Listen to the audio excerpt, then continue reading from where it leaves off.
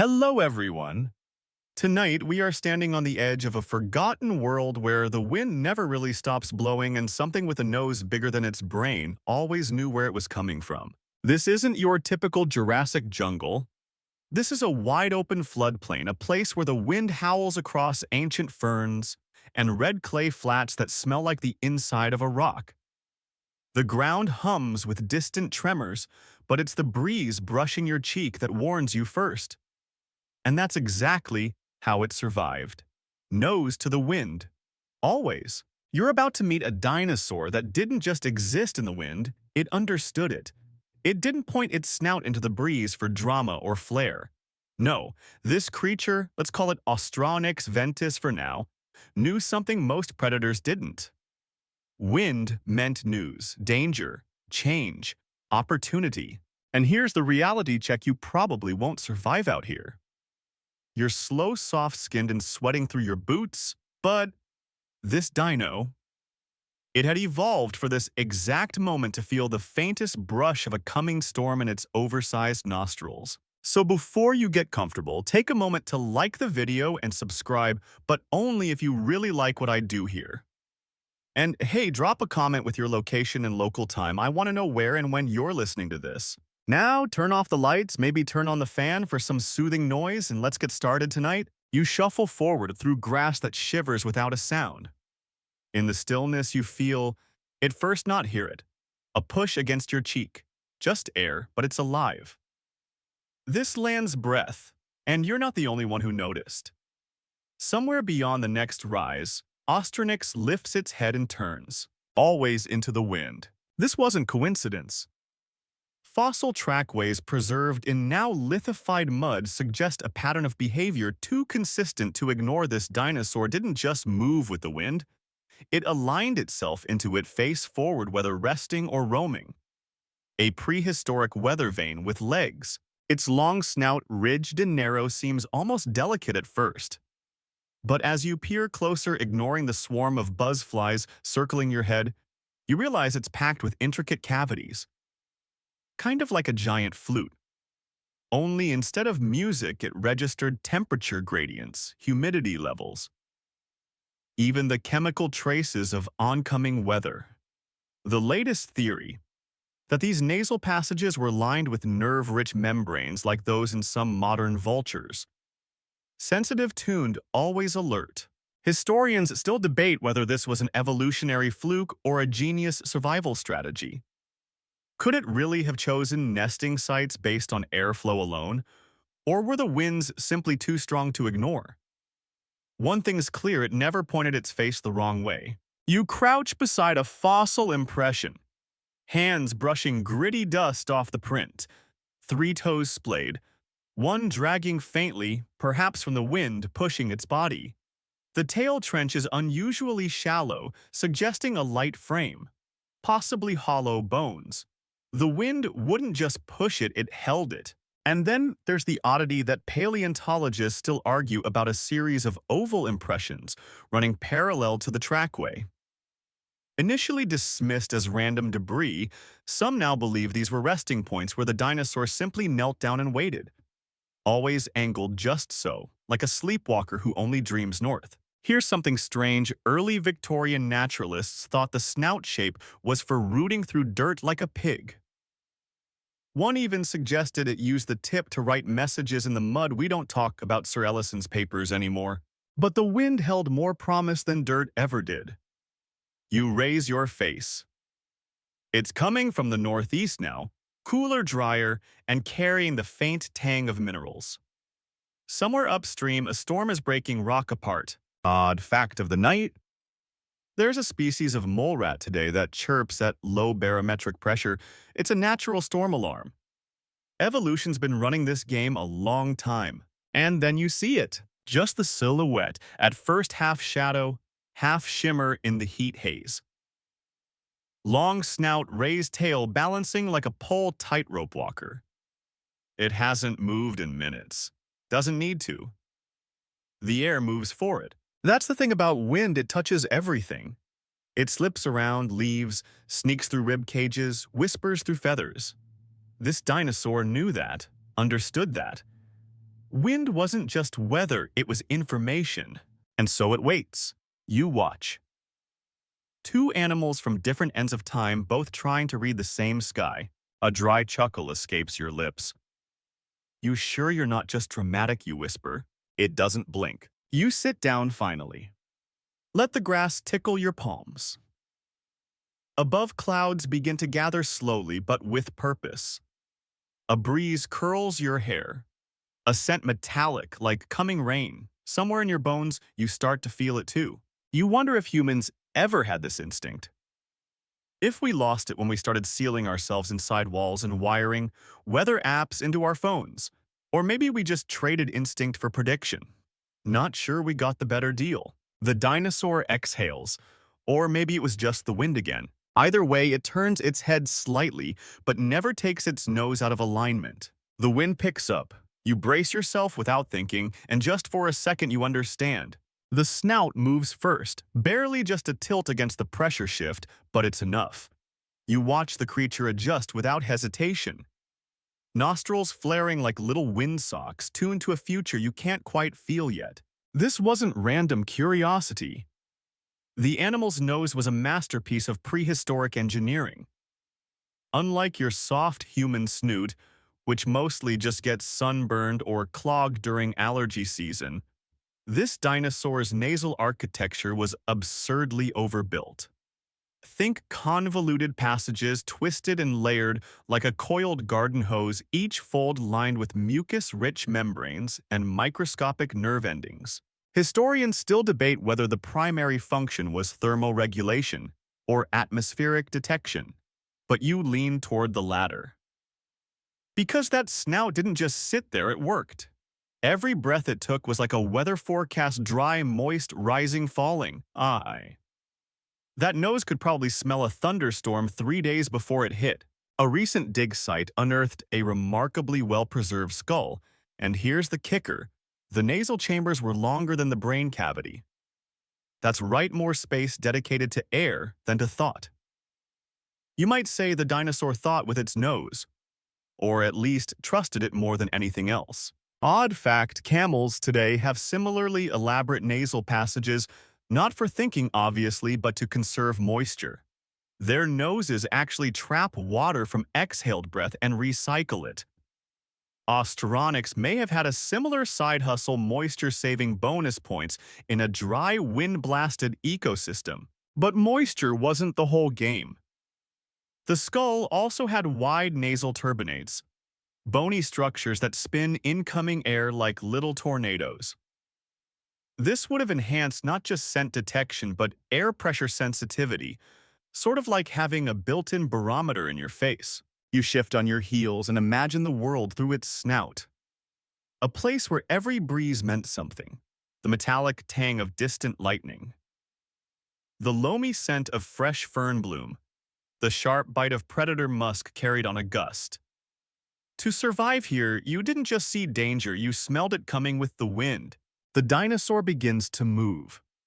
Slowly, carefully, like it's measuring the breeze with each step. You follow behind, noticing it never walks in a straight line for long. It zigzags subtly, realigning itself as the wind shifts. Not from confusion, but from practice.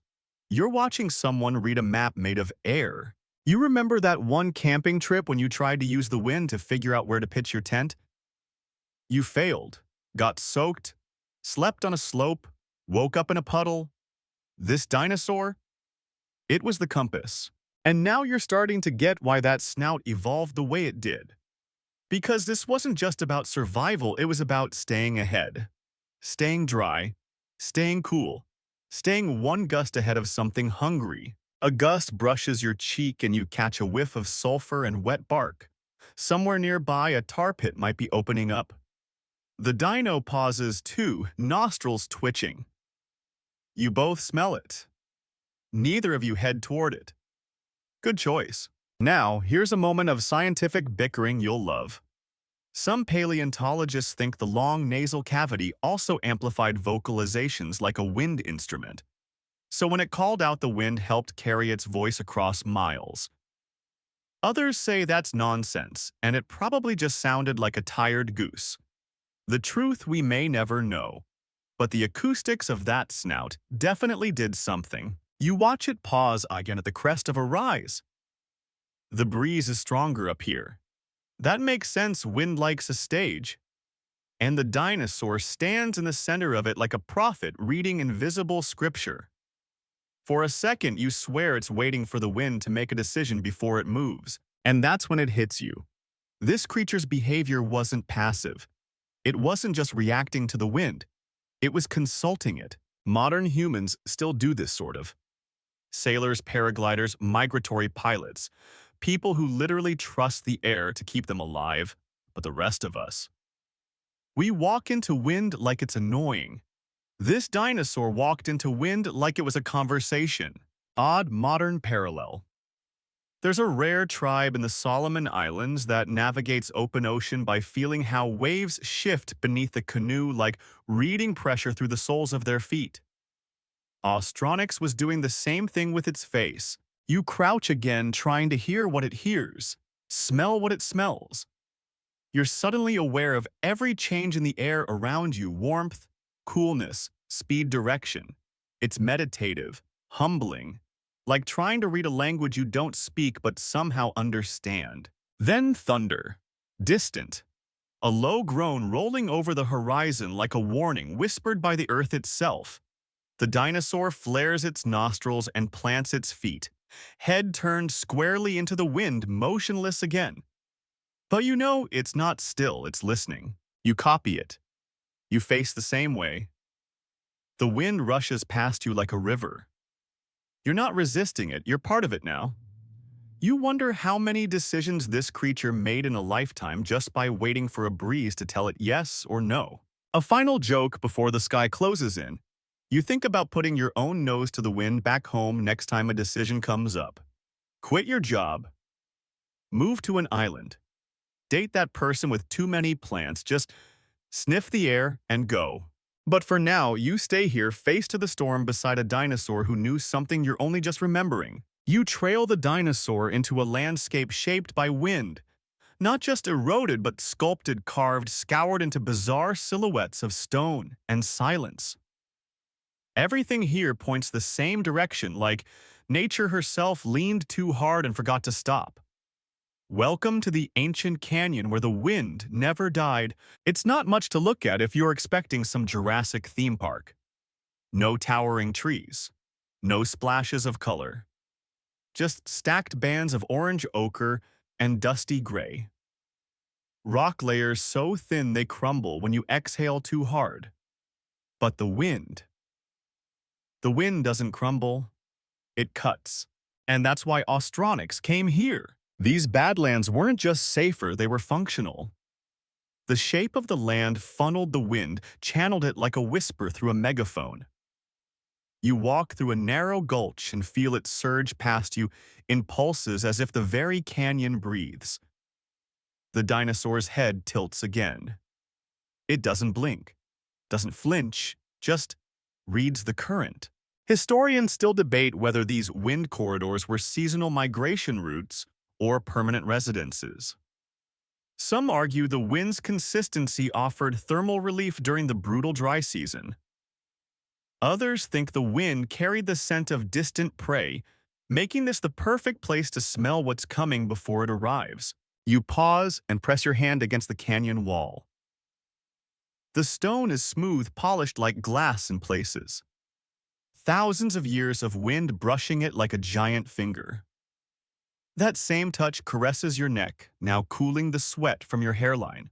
Odd fact in the Atacama Desert today? The driest place on Earth, some rocks whistle when wind moves through the cracks just right. Austronyx may have lived in a natural orchestra. Can you imagine that? Sleeping to the sound of singing cliffs, the dinosaur stops at a tight bend in the rock. You see the way it shifts its shoulders, hesitating. The air feels different here, more compressed, sharper. This is one of those spots where the wind's personality changes, less friendly, more urgent. The creature takes a single step back, not forward. You follow its lead. A modern human might have said the wind felt off here. Austronyx didn't think in adjectives. It just knew. Scientists mapped several fossilized pathways through this region, many of them zigzagging and looping back in baffling patterns. But when they overlaid ancient climate simulations, a revelation emerged: the patterns aligned with shifts in prevailing wind currents. Not the terrain, not food, not water, wind. This was no accident. This dinosaur's route was guided not by instinct alone, but by the air itself. A natural GPS with no buttons, no satellites, just a snout that knew how to listen. You feel something sting your cheek. Sand, just a fleck. But the gust that follows brings more tiny grains pelting your jacket, hissing across the stone. The wind here doesn't just move, it warns. The dinosaur flattens slightly low to the ground, tail stretched for balance. You drop two, mimicking it. Maybe for survival. Maybe for solidarity. Oddly enough, this behavior mirrors something from modern desert-dwelling reptiles. Horned lizards in Arizona, for instance, often orient themselves at specific angles to the wind to avoid overheating. Austronyx might have done something similar, except it wasn't hiding, it was watching. You peer over the ledge where the canyon opens into a wide bowl of exposed stone and ancient river sediment.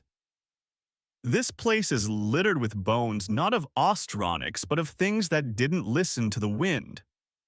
Smaller theropods, winged reptiles, something large that got stuck in a dry creek bed. Their fossils all face different directions. You glance at your traveling companion.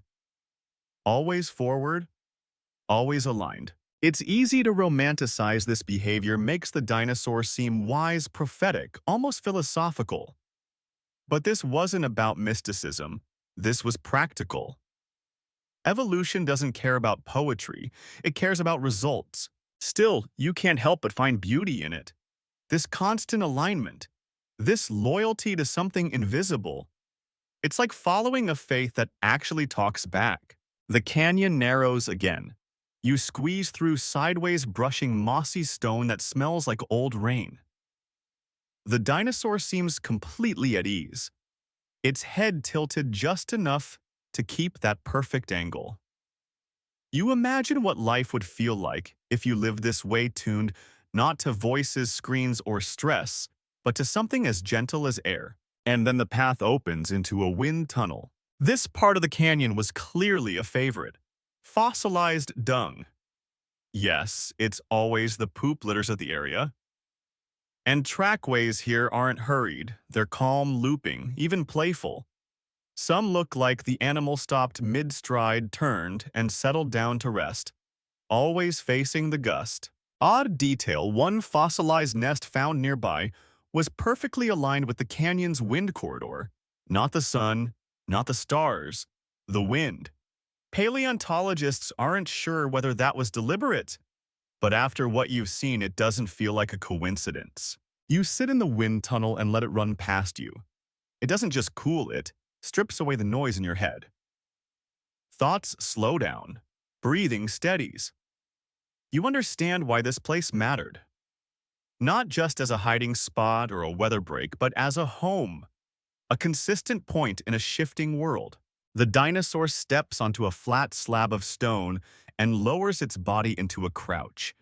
It doesn't curl up, doesn't face the wall, just lays down like someone on watch duty. You mirror it. Side by side, you let the canyon breathe through you. A natural pulse older than memory. The air is your map now. Your warning, your song. And though you don't have a nose built for it for one quiet moment, you feel like you get it. The skull rests in a glass case now, but you remember where it came from, half buried in a bluff, tilted forward like it had frozen in the act of listening. And that nose still pointing directly into the prevailing wind, even after 60 million years. You stand over it now in a dusty outpost museum built from salvaged shipping containers. The floor creaks underfoot. There's a vending machine that still sells grape soda. But none of it matters because your eyes are fixed on one absurd truth. The nostrils on this thing are bigger than its eyes. It's the kind of detail that shouldn't make sense. Eyes help you see danger. Nostrils just smell, right? Historians still debate whether Austronyx even relied on vision for most of its navigation. Some argue its eyesight was fine, but unspectacular, forward-facing, decent peripheral, nothing to write home about. But those nostrils.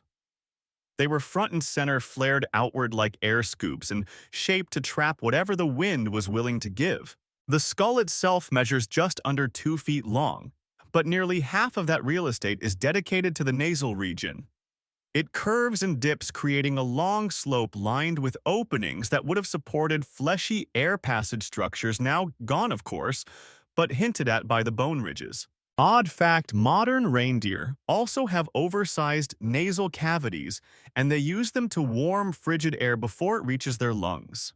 It helps them survive Arctic blasts. Austronyx likely lived in a similarly harsh world, not freezing, but filled with sudden temperature swings and dry enough to make every breath a gamble. A few panels over you read the reconstruction notes. Scientists used CT scans to model the airflow through the snout. What they found was kind of wild. The nasal cavity formed a labyrinth. Not a straight tunnel, but a multi-chambered path with twists, pockets, even loops.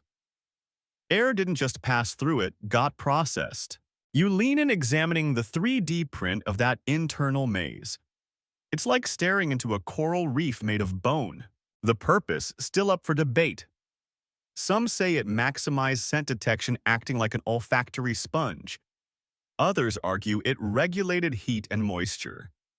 A third group, probably the most ambitious, suggests the complexity allowed Austronyx to taste chemical compositions in the air, almost like smelling the humidity of a storm before it arrives. Meanwhile, your modern nose is barely functional. Good for finding coffee, not much else. The museum curator, a guy in his 70s with 3 missing shirt buttons and a bolo tie that's older than you, wanders over. He taps the case. That right there's the biggest nostril-to-brain ratio in the entire hall. Things smelled better than it thought. You chuckle, but you're also starting to get it. Because when this animal faced into the wind, it wasn't just getting a breeze up the nose. It was gathering data. It was decoding the unseen weather patterns, distant movement, environmental shifts. The wind didn't surprise Austronyx. It informed it. Back in the fossil field, you remember the way the bones were laid out nose forward even in death. The vertebrae were scattered. Yes, but that skull was stubborn. Scientists noted that it had settled at a precise angle, almost perfectly aligned with the ancient wind direction. You don't get odds like that without some kind of behavior behind it. Here's the oddest modern parallel. Yet some species of dung beetle navigate using the Milky Way. That's not a joke. They roll their prize in a straight line by orienting to starlight. If a beetle can navigate using galaxies, is it really that strange that a dinosaur could orient itself with the wind? You walk outside the museum and stand in the same general area where that skull was discovered. The wind greets you immediately. Not aggressive, just present. A constant pressure brushing your chest. You close your eyes. Try to breathe like it did. Deep, steady, directional. And it's weird, you feel calmer, like you're not guessing anymore. You imagine what this kind of sensitivity would have meant for the dinosaur. Every gust could announce a predator, a migration, a change in season. It wasn't magic, it was just attention. You wonder what else you'd notice if you started paying attention like that. A gust swirls some dust at your feet. You open your eyes. A few feet away, there's a small metal spinner, one of those old weather vanes stuck into a fence post. It squeaks and twitches, facing the same way the skull did. It feels like a callback. The dinosaur didn't have tools, didn't have tech, but it had that nose. And that nose was enough. Enough to map a world. Enough to survive. Enough to remember the direction of the wind even after death. Back inside, you take one last look at the skull. It's not beautiful. Kind of looks like someone stretched a gator's face over a flashlight. But it demands your respect. That's the thing about ancient biology. Sometimes the weirdest shapes tell the deepest stories. And this one, This one tells you that knowing where the wind is going has always mattered. You step back out into the breeze, letting it ruffle your sleeves. Somewhere buried in stone, more snouts still point forward. They haven't forgotten. You're not the only one out here with a finely tuned sense for change. There's always something bigger, something hungrier lurking just downwind. But they hated the breeze, and that's what gave Austronyx an edge. You hear it before you see it. A faint shuffle of claws against sandstone, a low rumble of displaced air. Then a shadow slides across the cliff face to your left, large, fast, efficient. Predator. You duck instinctively. Austronyx doesn't move.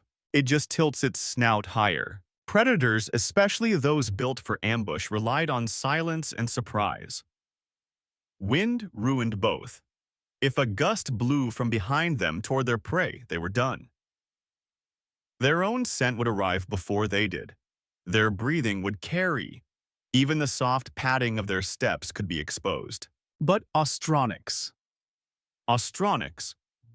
lived in the wind. Historians still debate whether it deliberately used headwinds as an anti-predator strategy or if it was just a byproduct of other behaviors. But fossilized trackways tell an intriguing story. Predator prints often veer away or circle fruitlessly in areas where Austronyx moved in clean, direct lines. Predators hated chasing into wind. Eyes dried scent trails vanished, and prey often detected them before they got close. So Austronyx faced forward and still became effectively invisible because nothing could sneak up on it. It was the early warning system no other herbivore had. You climb a ridge above the gully, crouching behind a ridge of wind-carved stone. The predator, a sleek, low-bodied theropod, paces the edge below, clearly frustrated. Its eyes flick to the horizon. Then it vanishes behind a cluster of rocks. It's not just hunting. It's searching for an angle that works. And there's the genius of it all by facing into the wind. Austronyx wasn't just surviving, it was defending. Not with claws or speed, but with awareness. It refused to turn its back to anything invisible. That long snout sensitive to airflow and scent meant no predator could approach undetected. Odd fact, some modern deer species raise their heads directly into the wind, not to sniff out food but to pinpoint danger. Their ears follow sound but the nose locks in on scent. Austronyx was likely doing the same thing, just better. It moves now slowly but with intent, navigating across open stone. The predator watches but doesn't charge. You can feel the tension like two chess pieces waiting for a move that never comes. You imagine being the predator. It would have been infuriating. The wind keeps blowing your scent into the face of your lunch. The lunch doesn't run, but it knows you're there. No element of surprise. No payoff. Just more wasted energy. Paleontologists have found Austronyx remains in relatively low numbers compared to other herbivores, which some interpret as rare or solitary behavior. But another theory suggests they didn't die as often near predator kill sites because they weren't caught. You scramble down into the gully, keeping low. You know the predator is gone, at least for now. Austronyx doesn't quicken its pace. It never does. Panic was for the scent blind. There is another layer to this wind strategy group dynamics. A few fossil sites suggest that these dinosaurs may have occasionally traveled in small clusters, all oriented nose forward. If true, this would create a living sensor array, dozens of snouts all reading the wind together, each with a slightly different angle. Imagine a circle of them resting for the night, all facing into the breeze, overlapping fields of sensory input. No alarm calls, no stomping, just a gentle shift of body and breath when something felt off. Modern birds of prey sometimes nest in places where wind reduces their scent signature. The logic is the same: be unreadable. Austronyx went a step further. It made sure it could read everything else. The predator reappears at the rim, but this time it doesn't approach. You wonder if it gave up or if it simply understands instinctively that this prey is not worth the chase, like trying to sneak up on a motion detector. No angle, no chance. Austronyx stops at a shallow pool formed from yesterday's rain. The water is murky, speckled with pollen and dust, but the wind ripples the surface in one direction. You kneel and try to imagine drinking from a puddle while tracking the movement of air molecules. It drinks quickly, efficiently, not once breaking its orientation. You've never thought of a dinosaur as strategic. You were raised on images of roaring beasts, primitive and raw. But this is a creature that survives because it refuses to rush. It reads. It calculates. Odd fact, pigeons, as ridiculous as they look, use micro air pressure changes to guide migration. Their beaks are loaded with receptors and they feel the Earth's weather from thousands of miles away. Austronyx may have been a similar type of genius buried under feathers and instinct. The breeze kicks up again a bit stronger this time. You catch a faint whiff of pine sap, perhaps from a grove nearby. Austronyx stops mid-step and lifts its snout again. That pause, it's not fear. It's processing. Its body knows how to hold still when information is moving. You stay quiet, almost reverent.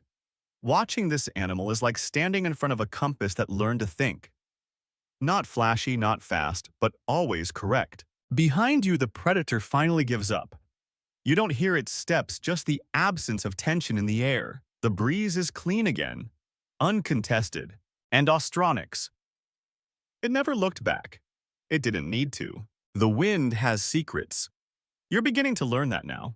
But for Austronyx, those secrets weren't carried just through the nostrils, they danced along its feathers. Or rather, something like feathers. Structures light as whispers lining its snout and jaw, like weather vanes tuned to the finest tremble in the air. You crouch behind a rocky outcrop watching the dinosaur at rest again. It hasn't moved in 10 minutes, but the filaments along its face, they never stop. These weren't showy peacock feathers or flight-ready quills. They were subtle, filamentous tufts like fine hair or the early prototypes of plumage, what scientists call proto-feathers, and recent fossil impressions suggest these may have radiated around the snout and jaw almost like whiskers. Historians still debate whether they were sensory tools, thermoregulators, or just evolutionary leftovers.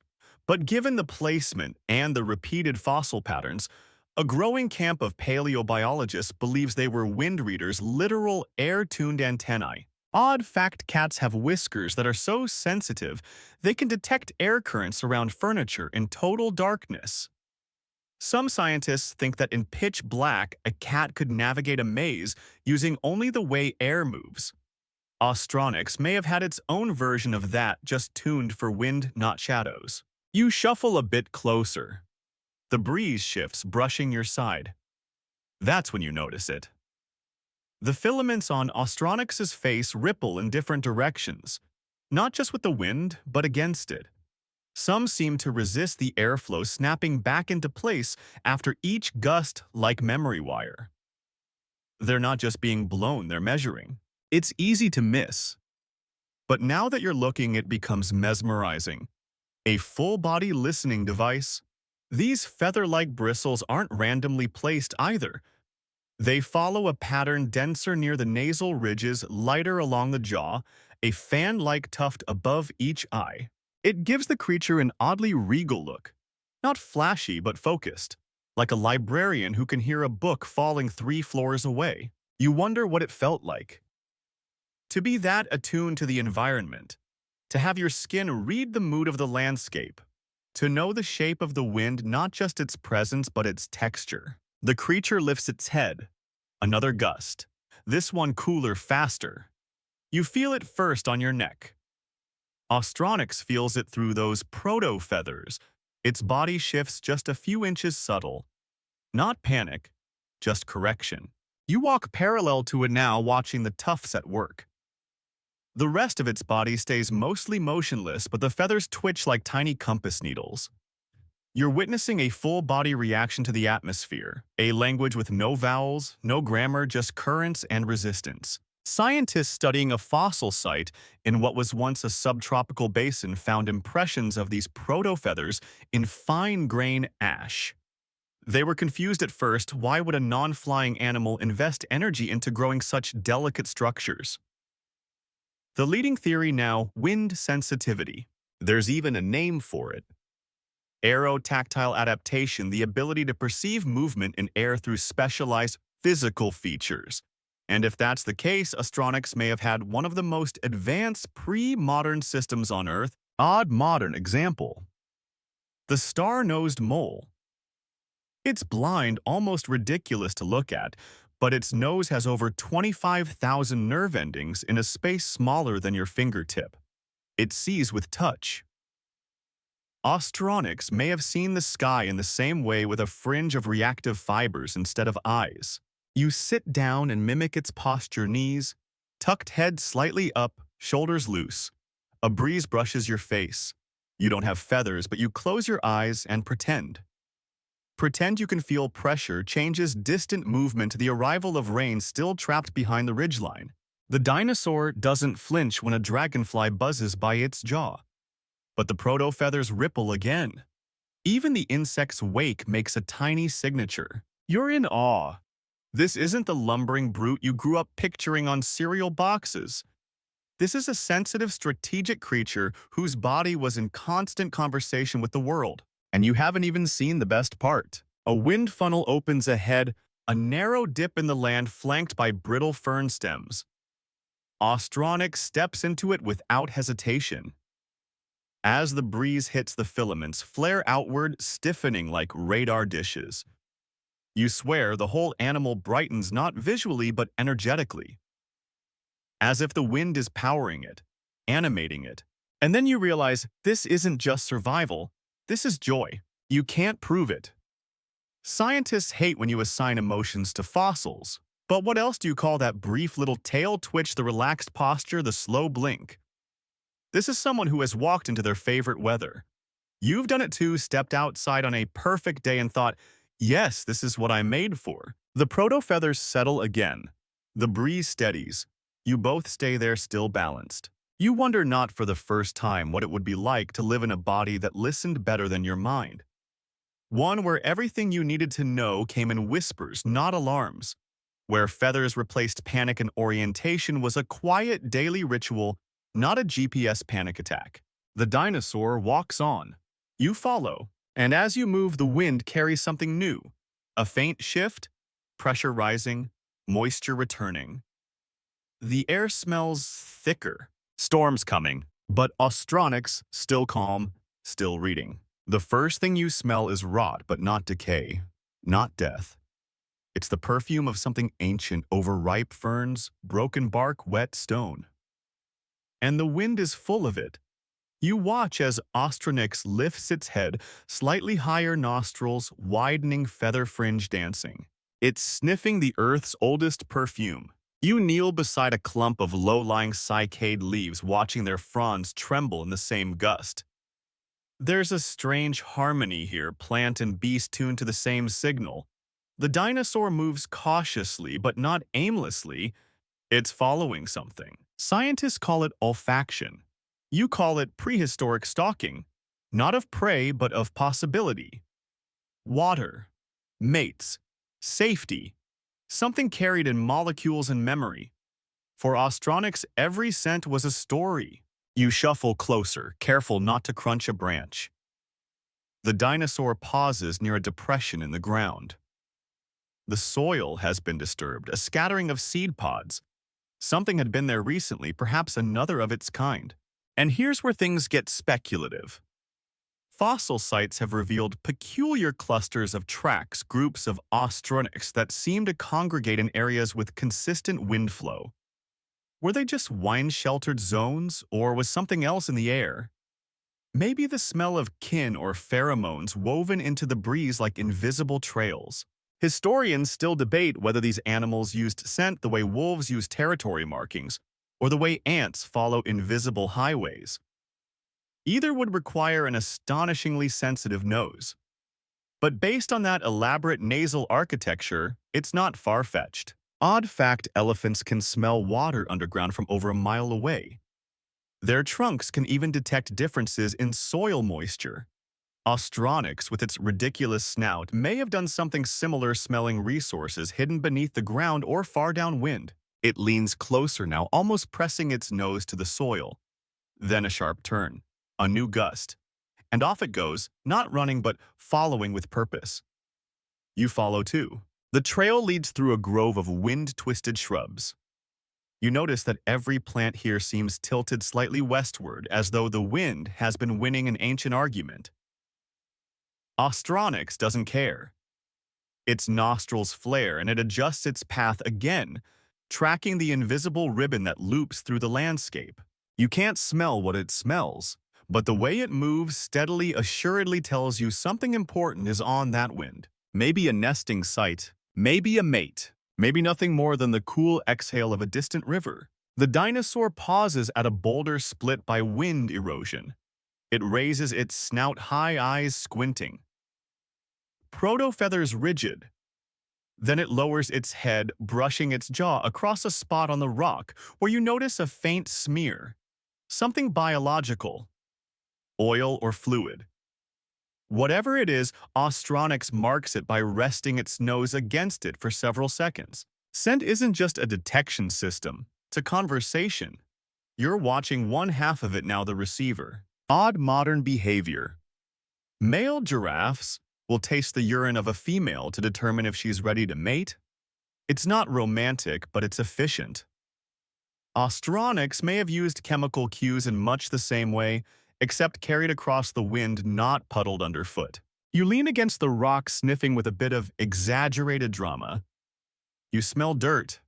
That's it. But Austronyx. Austronyx smells narrative. Maybe something like, she passed through this way last dusk. Not hungry, moving alone, still fertile. It's humbling, really. How much the wind knows and how much your own species has stopped listening. The wind shifts again. Austronyx halts. It's not uncertainty, it's calculation. You can see the logic in its body, in the subtle angling of its feet, the twitch of proto-feathers along the ridge of its skull. It's not just moving through this world, it's mapping it in scent trails and airflow. You step back, letting it lead. And that's when the smell hits you too, not clearly, but faint and sweet, like overripe fruit almost fermented. Austronyx follows the scent to a sunken patch of ferns where flies swarm and something lies half buried in the dirt. It's not one of its own, but a scavenged carcass of another herbivore. Still fresh. The dinosaur doesn't eat it, of course, but it investigates, takes in the information. Who killed it? How long ago?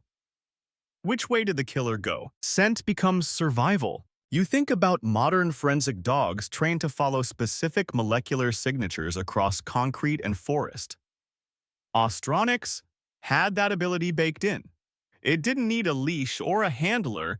It had the wind. You sit on a rock just outside the stink zone and close your eyes. Try again to smell what it smells. The breeze brushes your cheek, cool and steady. It carries information. You just lack the software to read it. The dinosaur turns to face it again, nose first always. You wonder how much of its world was shaped by scent, how many decisions made not by logic or fear, but by the quiet certainty of airborne messages. And then it's off again, slow but determined. You follow nose to the wind, even if yours isn't nearly good enough. You're up high now, overlooking a stretch of flattened earth where the grass grows low and the wind cuts deep. You squint into the sunlight. Fossilized trackways lace the hardpan below, preserved like pressed flowers, dozens of them all heading the same direction. And here's the strange part, they all face into the wind. Not scattered, not meandering, not random. Always facing the wind, never random. You descend slowly, boots crunching against pebbled shale. Austronyx pads a few yards ahead of you, oblivious to your wonder or maybe just unimpressed. This place feels like a crosswalk designed by air itself. Pathways scored by generations of wind watchers, all snouts pointed into the pressure. You crouch beside one of the fossilized prints. 3 toes bird-like. Deep impression. You run your fingers through it, brushing the outline as a breeze lifts dust from the edges. These tracks weren't forged in panic. No sign of scrambling, no tail drag, no sudden swerve.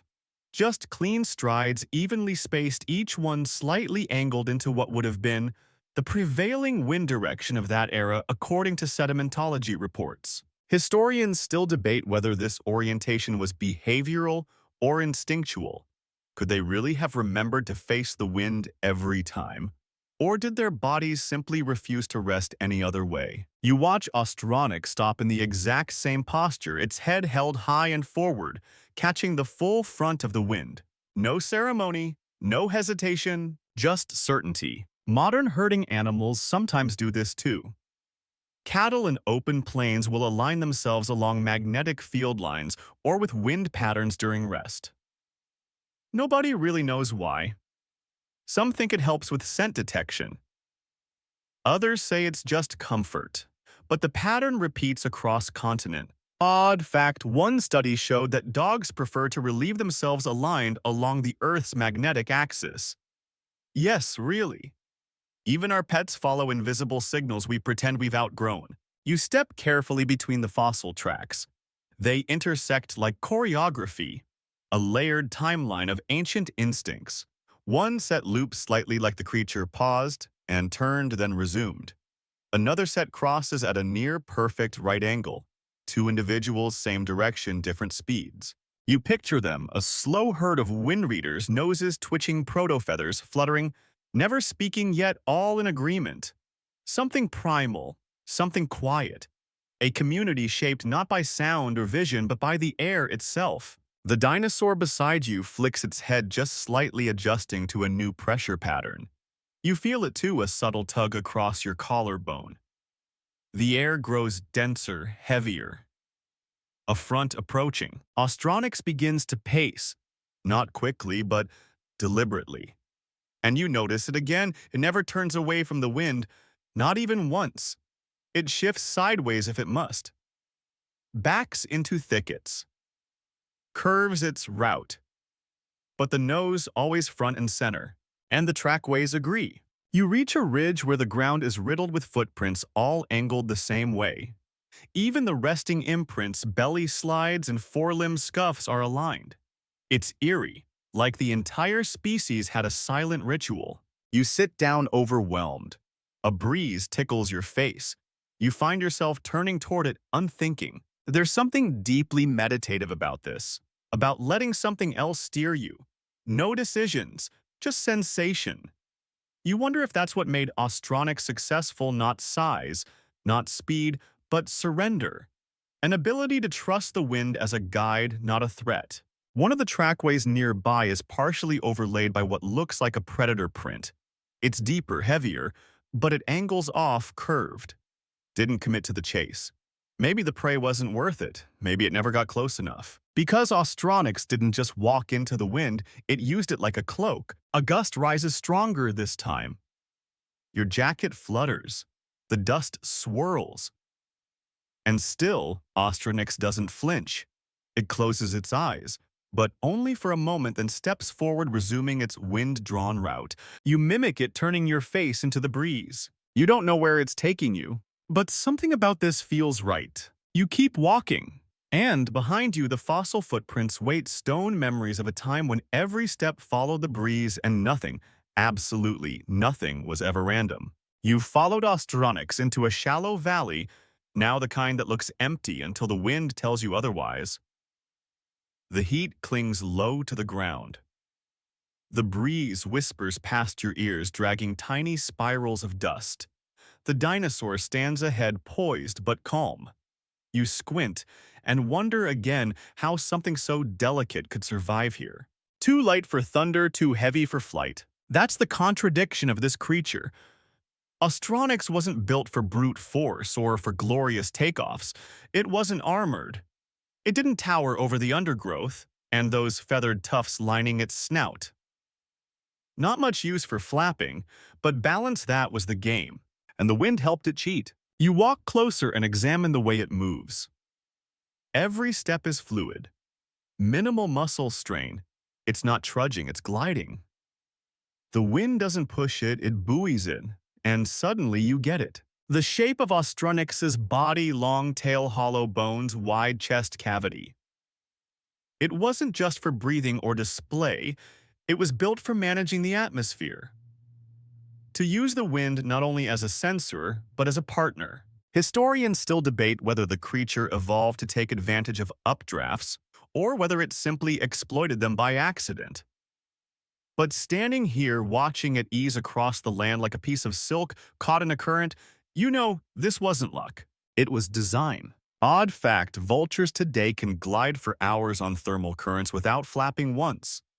Their bones are porous, their bodies shaped to catch and ride the air like invisible waves. Austronyx might have tapped into the same principle on land instead of sky. You find a perch on a smooth boulder and watch as the dinosaur steps into a dip in the land. A breeze gathers and pushes uphill. Instead of fighting it, Austronyx shifts its chest into the gust tail lifted slightly, not as resistance but as stabilizer. It's ridiculous, but you think this is how kites learn to walk. There's more. Fossil scans show strange ridges along its vertebrae, likely sites for muscular attachments that helped control its center of mass.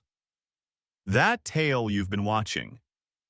It wasn't just decorative, it was a rudder, a counterbalance, a living wind vane. The creature wasn't built for speed.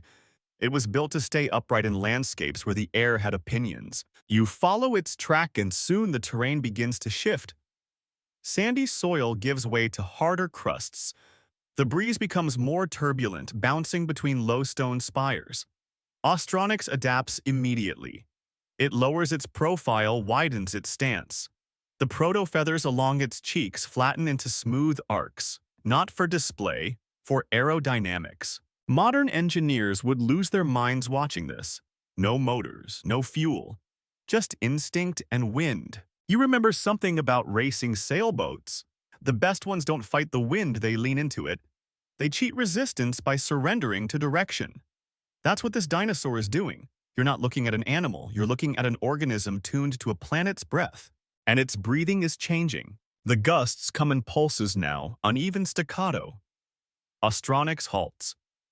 You feel it too, the wind is rising and not gently.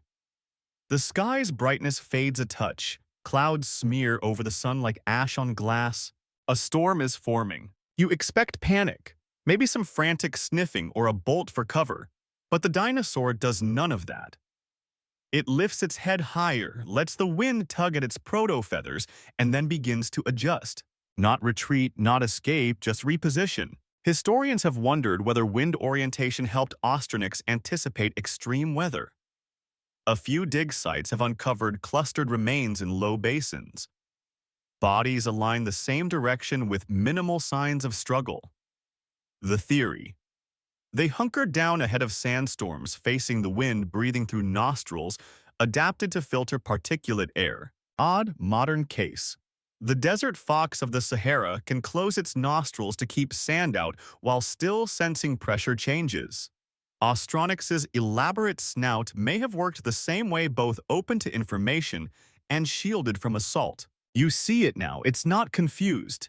It's bracing. The dinosaur kneels, slightly angling its body just off-center from the wind's main thrust. The tail lowers, the feathers press tight. And you understand this isn't a body in fear, this is a design accepting its challenge. You follow its lead, crouching behind a ridge, letting the first real gusts buffet your back. It's like standing too close to a jet engine's breath. The wind has weight now, and yet Austronyx holds steady. It's too heavy for flight, sure, but too light to resist blindly. So it listens. Moves with the gusts not against them. Each tremor in the breeze is met with an adjustment. A muscle twitch a tail, flick a nostril flare. It's like watching an old dancer, someone who doesn't move much anymore but still feels every beat of the music. Eventually, the wind calms a little. Not by much, but enough. Austronyx rises again, unfazed. Its feathers ease back into motion, its stride returning like a slow metronome. You're tired. It isn't. Because this is what it was made for, not brute strength, not dazzling speed, but to stay up when the world tried to knock it over. You rise with it, your legs aching from the crouch. The wind is still loud but less chaotic now, more predictable. The dinosaur leads again, and you follow heavy and clumsy in the shadow of something impossibly light, impossibly balanced. Something that never needed wings to fly. You never thought a dinosaur's lungs would be so interesting. But here you are perched on a slope with your legs half asleep, watching Austronyx breathe like it's running a symphony. Every inhale is deep but effortless, every exhale measured and slow.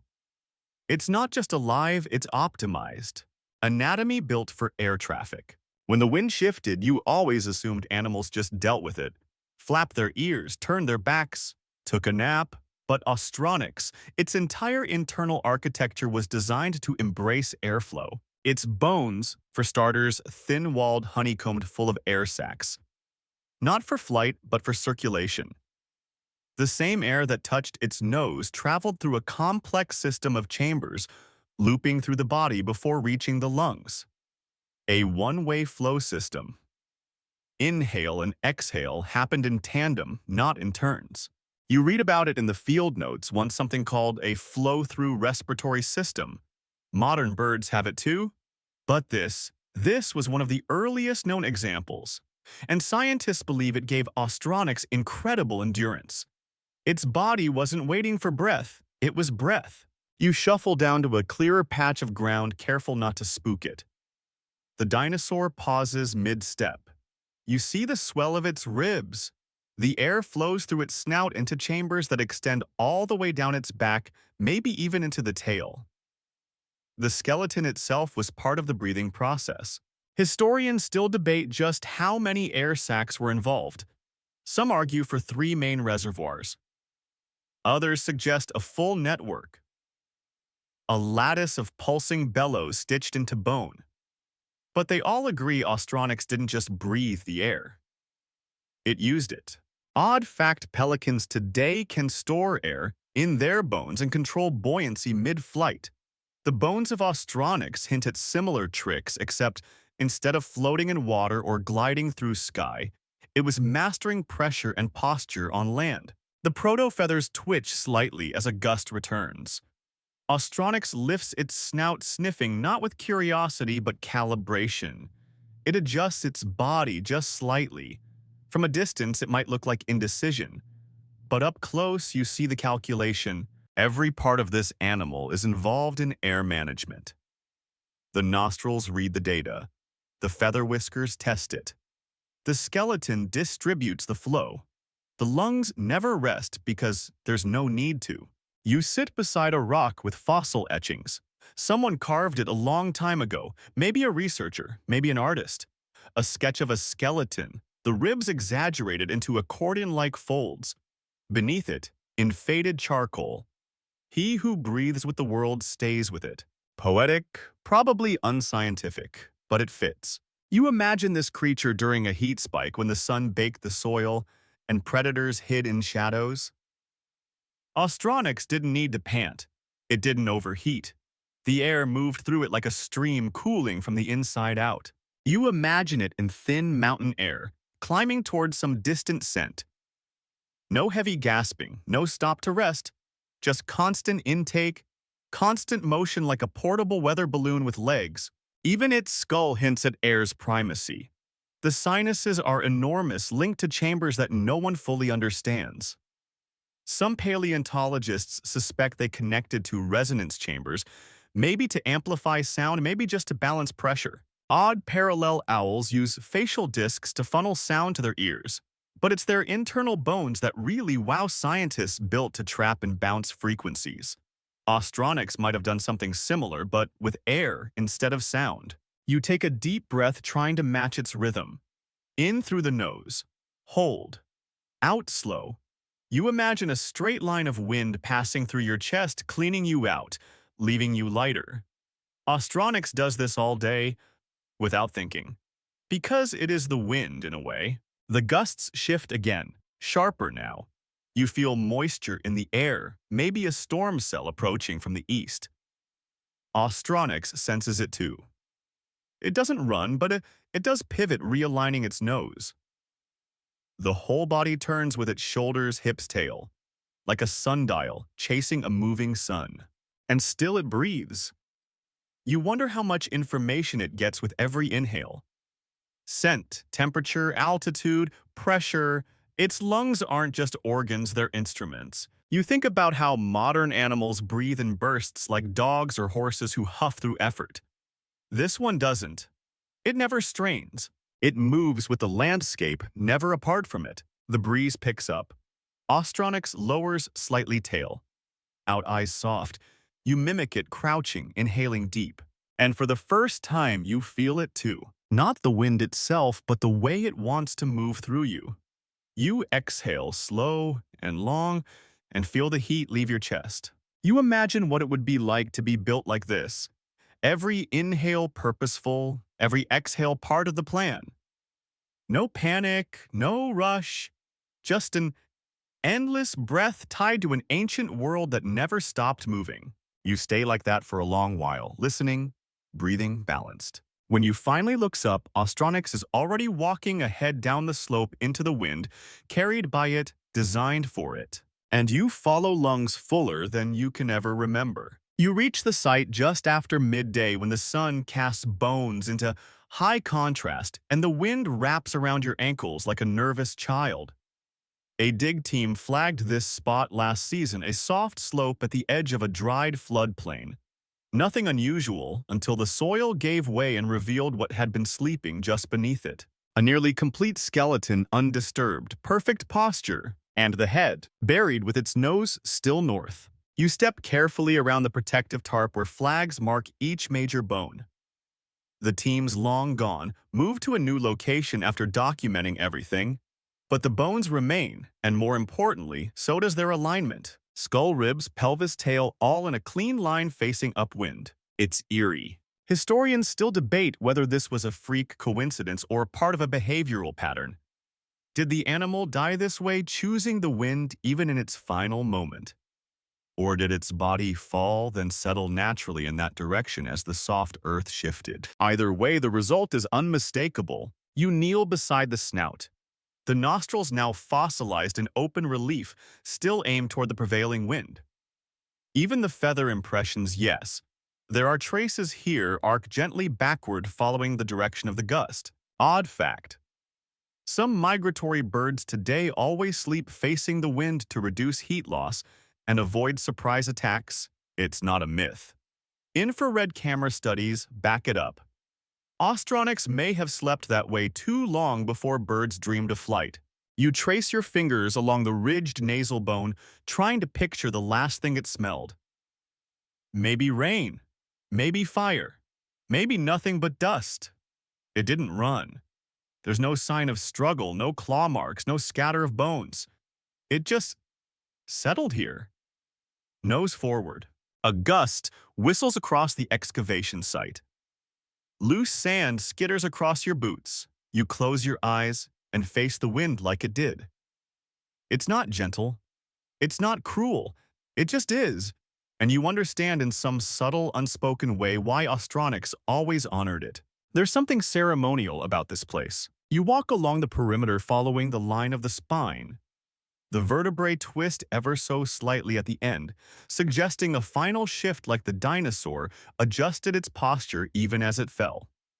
One last realignment, as if it couldn't help itself. Some researchers believe this behavior went deeper than instinct. That the wind was more than just a signal, it was a compass, a way of making sense of the world, of placing the body into correct orientation, not just for survival, but for peace. There are human parallels, of course. Ancient tombs aligned with the stars, Viking ships buried in north-facing graves, desert dwellers who pitch their tents always with the entrance to the east. People have always trusted invisible things to guide them, and maybe Austronyx did too. You sit on a nearby rock just outside the flagged area. The sun warms your back. The wind pulls at your sleeves. You let yourself imagine the final moments, how the air felt heavier, how the creature, sensing a change, simply lay down and listened. Not a panicked death, a positioned one. Nearby, you find another fossil cluster. Smaller, fragmented. Not nearly as clean, but still, the snout faces the same direction. Coincidence? Maybe. But how many coincidences do you need before you call it something else? You take out your notebook, one you haven't used in a while, and sketch the position. Arrow for wind, curve for spine. You draw it again from another angle. Then you pause. Your breath is slow, calibrated. You don't even realize you've been mimicking Austronyx for hours walking when it walks resting. When it does, facing the same direction, it gets to you, quietly, completely. The wind doesn't speak, but it's heard. You step closer to the skull again, crouching so your eyes meet where its eyes once were. You wonder if it knew it was dying. If it found comfort not in hiding but in facing what was coming, whatever that was. Teeth, heat, cold, the air. You stay until the light begins to fade, the bones casting long, thin shadows that stretch in the exact direction the wind now blows. Still north, still listening, still waiting for the next message carried through dust and time. You wake to wind, not the gentle kind that brushes leaves. No. This wind is angry, low, surging, full of grit. You squint through the rising dust and realize this isn't just weather. It's event. A storm of the kind that rewrites landscapes. And Austronyx, the Wind Watcher's last storm, had already begun. The dinosaur stands ahead of you, frozen in its usual pose, nose forward, feathers rippling. But there's a new tension now. The air's changed. Heavier, sharper, it bites at your arms through your sleeves. Austronyx shifts slightly, its feet spreading just a little more apart, bracing. This is no ordinary wind. This is collapse approaching fast. Historians still debate the cause of this particular extinction-level weather event. Some say volcanic aerosols created massive temperature dips. Others argue for a chain reaction of wildfires and drought. But one site, this one tells a clearer story, sandstorm. Odd fact. Modern Martian rovers have endured 200 bikyo sandstorms on a planet with almost no atmosphere. Here on Earth, it doesn't take nearly as much to wipe clean a valley. This storm, preserved in fossilized silt layers, left a signature of sudden burial. Creatures caught mid-step. Trees snapped, not burned. You follow Austronyx to a narrow ridge where the soil crumbles underfoot. The wind howls louder here, funneled between two sandstone faces like a scream in a hallway. The dinosaur's tail flutters. It crouches, low feathers plastering backward. But it doesn't run. That's the part that stays with you. It doesn't run. The gusts carry fine particles, now ash, or just pulverized rock. Visibility drops. Austronyx turns its snout more precisely into the wind. This isn't panic, this is commitment, because in its life the wind was never the enemy. It was the teacher, the partner, the voice in the darkness. And now with death coming, it didn't turn away. You huddle close to a rock shielding your eyes. Through squinted lids, you watch the dinosaur's posture shift again. It's like a ceremony. You realize this may be the exact behavior that's preserved in all those aligned skeletons. It's not coincidence, it's ritual. The storm intensifies. Gusts blast across the ground, picking up bits of grass and lichen, tearing through the roots. The sound is low but endless, like an old engine that won't quite start, or maybe won't stop. You hear a sound, brief, sharp. A cry, not fear, a call. Austronyx lifts its head and lets the wind flow over it, through it, around it. You wonder what it's saying. Some paleontologists believe dinosaurs vocalize through air sacs, using them not just for breathing but for resonance, like bagpipes tuned to the weather. In this moment, you imagine the sound, a hollow rising hum that rides the wind like a message. A storm song. The ground trembles and then it happens. A gust like a wall slams across the ridge. You drop low. Sand coats your skin. A crack of stone nearby makes your ears ring. And Austronyx stays. Not from stubbornness, from certainty. Because this wasn't something it could outrun. And it knew that. So it made a final decision: face it. Listen to it. Be with it to the very end. This valley would eventually bury them all. The fossils uncovered here would be found aligned with wind vectors, undisturbed, posed like they were waiting for something else to arrive. But they weren't waiting. They were facing. You crawl forward, your hands digging into the earth to keep balance. Austronyx stands less than 20 feet ahead now. You can see the curve of its feathers, the way they've flattened perfectly. The way the snout dips ever so slightly, not in defeat but in readiness. Then nothing. Or maybe everything.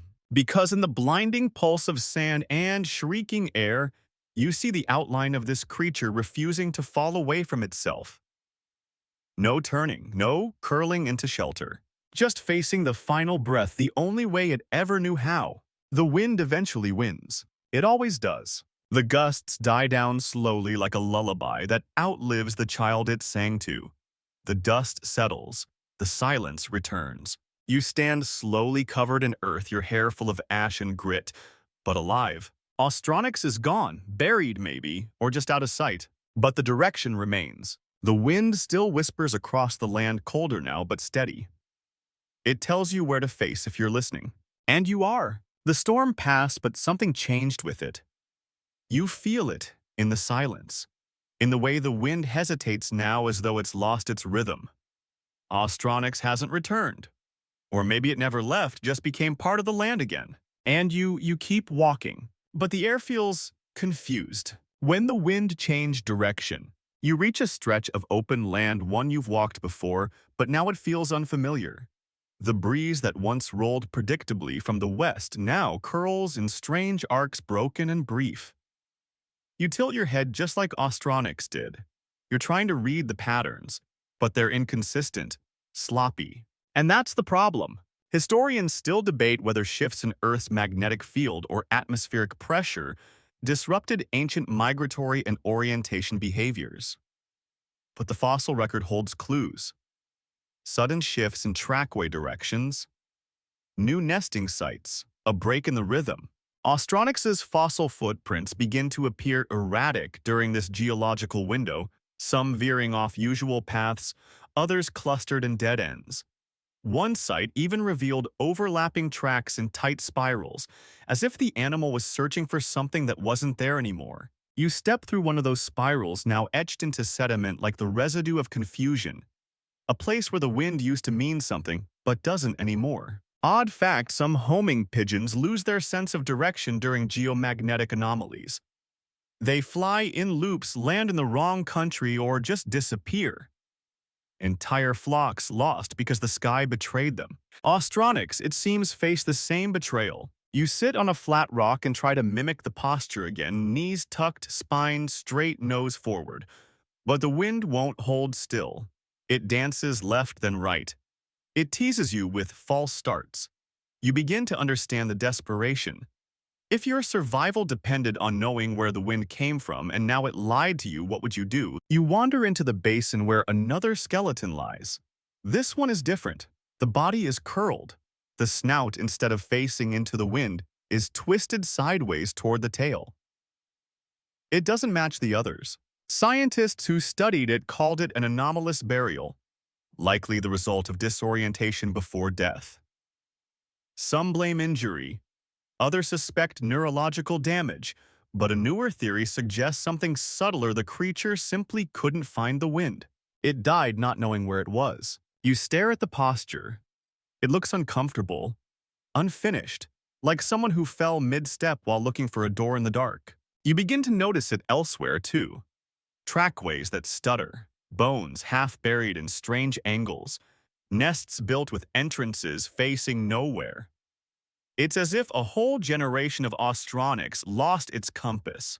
And it didn't just vanish, it drifted. You trace a path through one of the older valleys where once the bones aligned like reeds in a stream. Not anymore. Some face east, some south, none in agreement. And then you find a final clue. A high ridge, wind-blasted and clean. At the top, a single snout fossil perfectly preserved. Alone. Facing nothing. You kneel beside it, hand brushing the surface. The nose is still beautiful in its own way, elongated, built for reading the world, but it's no longer aimed into the air's voice. It's aimed at silence.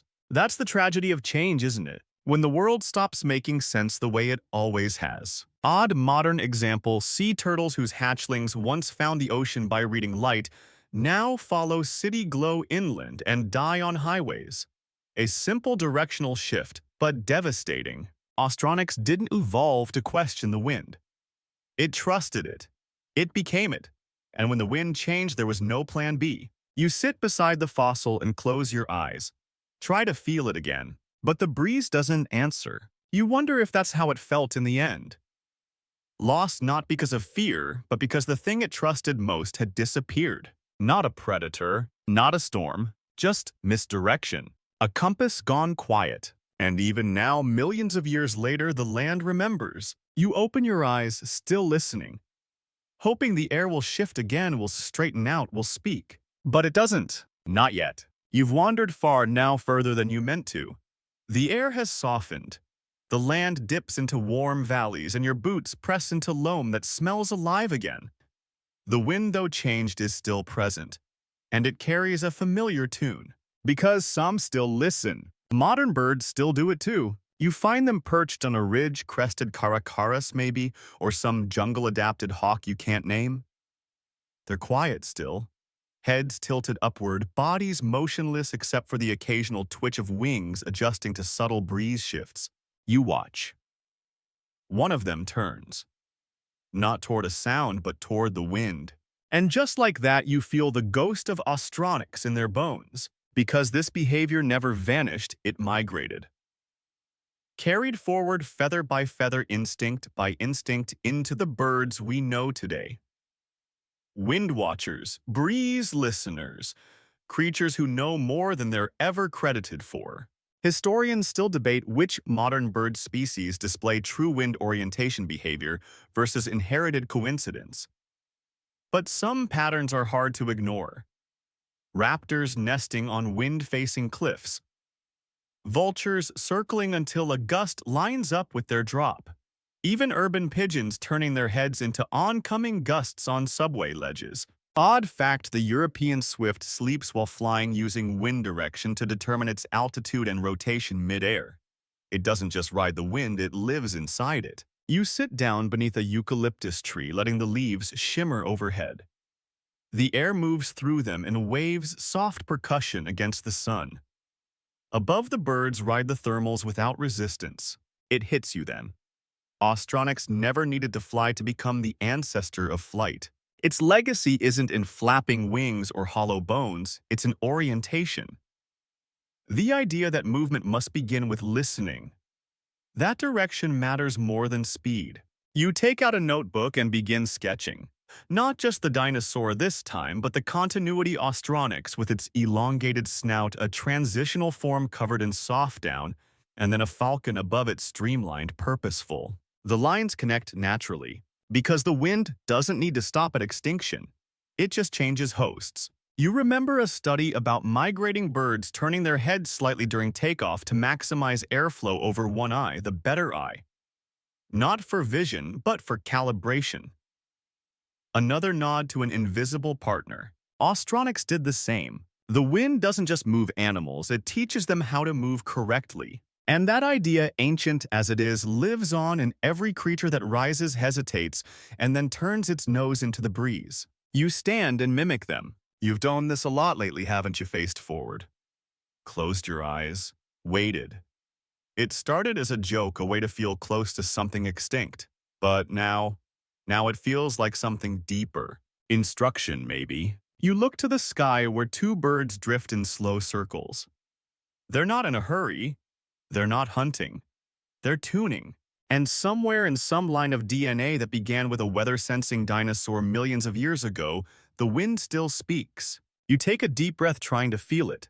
That connection, that inheritance. It's there. You don't have feathers. You can't fly. But part of you remembers. The wind tugs your jacket. You turn into it. And for a moment, you're not separate from the story. You are the continuation. You reach the edge of it all at dusk.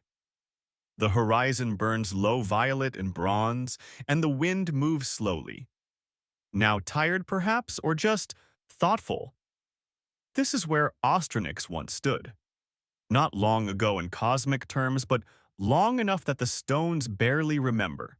And the wind still remembers. You take off your pack and sit on a flat shelf of rock, knees pulled and shoulders loose. The breeze brushes your face with the familiarity of an old friend. Not warm, not cold, just there. Austronyx is gone. You accept that now. But what it understood, that remains. You think of everything you followed. The trackways lined like compass needles, the hollow bones, the storm and the silence, the snout that always turned into the breeze. And here now you do the same. You lift your chin, close your eyes, face forward, and the wind moves through you like memory. Historians still debate how much instinct survives extinction. Whether behaviors persist without bodies floating through DNA or disappearing into soil. But you don't need data to know that something lingers. Odd fact, seeds planted in the same spot where a tree once grew tend to lean in the same direction, even without roots, even without memory. Maybe it's the soil, maybe it's the wind, maybe it's something we can't measure. You look around. The land is quiet but not dead. The rocks, worn thin by breath over centuries, still align with the prevailing gusts. Birds rise above a distant ridge, wings trembling for lift. You can almost see the ghost of Austronyx, standing tall, snout forward, not dramatic, not afraid, just tuned. And the wind moves around that shape, tracing where it used to be, remembering. You whisper almost unconsciously, "Which way now?" The wind answers not with words, of course, but with direction. So you follow. You walk slowly, calmly into the breeze. And you know that you'll never walk without it again. Not truly. Because to understand the wind is to choose your direction, even when you're lost. Especially when you're lost. You began with a whisper where ancient breath once shaped the bones of something light but unshakable. Austronyx ventis, a dinosaur that didn't roar or rampage but simply turned its snout into the wind and never stopped listening. You followed its journey across carved canyons and wind-beaten ridges where every gust was a message and every movement a reply.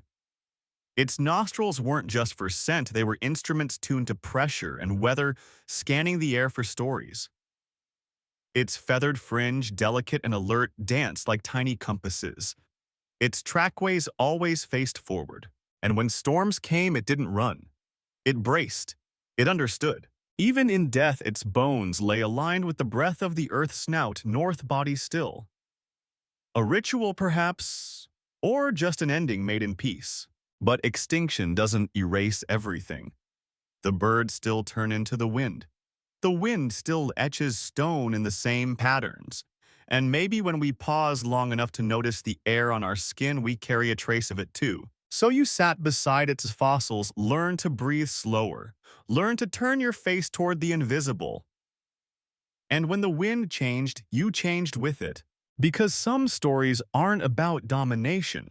They're about direction. And tonight you followed one, nose first.